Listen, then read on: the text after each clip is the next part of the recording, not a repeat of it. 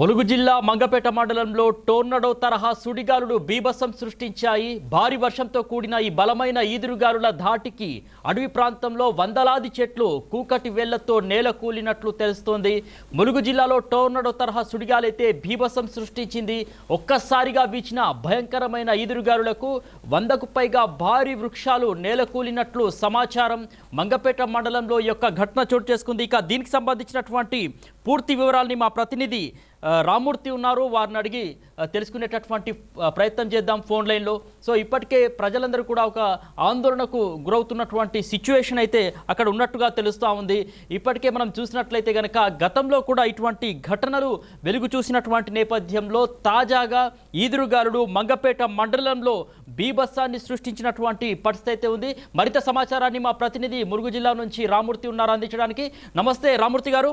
నమస్తే సమీర్ గారు. సో ఇప్పటికే మనం చూసాము మంగపేట మండలంలో టోర్నడో తరహా ఈదురుగాలులు బీభత్సం సృష్టిస్తున్నటువంటి పరిస్థితి. సో అంటే దీనికి సంబంధించినటువంటి పూర్తి అప్డేట్స్ ఏంటి?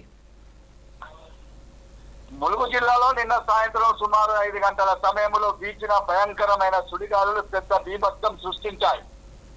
ముఖ్యంగా మంగపేట మండలంలోని శాంతినగర్ గుత్తుకోయగూడెం సమీపం నుంచి కోమటిపల్లి వెళ్లే ప్రధాన రహదారిపై సుడిగాలి తీవ్ర ప్రభావం చూపింది.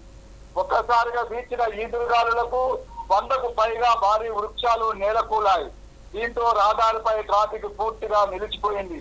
వెంటనే ప్రయాణికులు పోలీసులకు సమాచారం ఇవ్వడంతో సంఘటన స్థలానికి పోలీసులు చేరుకొని జేసీబీల సాయంతో సుమారు 2 గంటల పాటు శ్రమించి రహదారిని క్లియర్ చేశారు. స్థానికులు చెబుతున్న దాని ప్రకారం ఇప్పటికీ 3వసారి గతంలో మేడారం అటవీ ప్రాంతంలో ఇలాంటి సుడిగాలి 50,000 ఎకరాలలో పైగా విలువైన ఔషధ మొక్కలు చెట్లు ధ్వంసమయ్యాయి.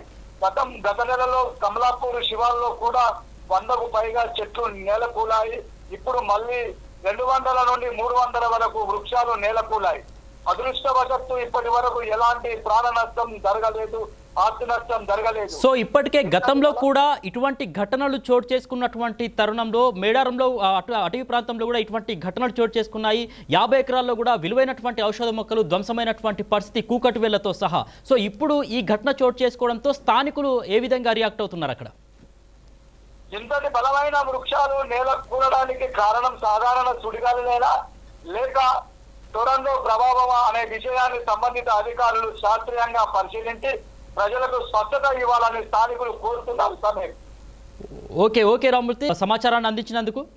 సో ఇది ఏదైతే ములుగు జిల్లా మంగపేట మండలానికి సంబంధించి టోర్నడో తరహా ఈదురుగాలులు బీభత్సాన్ని అయితే సృష్టించినటువంటి పరిస్థితి.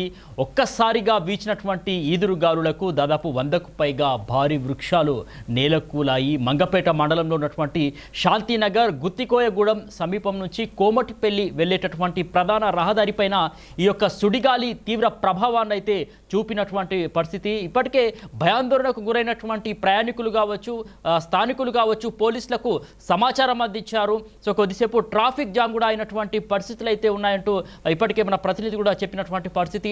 ఇక స్థానికులు కావచ్చు, పోలీసులు కావచ్చు, జేసీబీల సహాయంతో సుమారు 2 గంటల పాటు శ్రమించి రహదారిని అయితే క్లియర్ చేశారు. సో స్థానికులు అయితే చెప్తున్నటువంటి వివరాల ప్రకారం మనం చూస్తే దాదాపు ఇప్పటికే 3వసారి ఇటువంటి ఘటన చోటు చేసుకున్నటువంటి పరిస్థితి.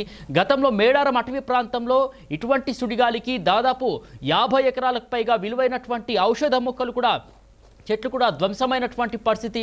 ఇక గత నెలలో మనం చూసినట్లయితే జూన్లో కమలాపూర్ శివార్లో కూడా 100కు పైగా చెట్లు కూలినటువంటి పరిస్థితి. ఇప్పుడు మళ్ళీ దాదాపు 100 నుండి 200 వరకు వృక్షాలు ఈ యొక్క టోర్నడో తరహా ఈదురు గాలులతో మరి నేల కూలినటువంటి పరిస్థితి అయితే ఉంది. సో అదృష్టవశాత్తు ఇప్పటి వరకు ఎటువంటి ప్రాణ నష్టం అయితే జరగలేదు.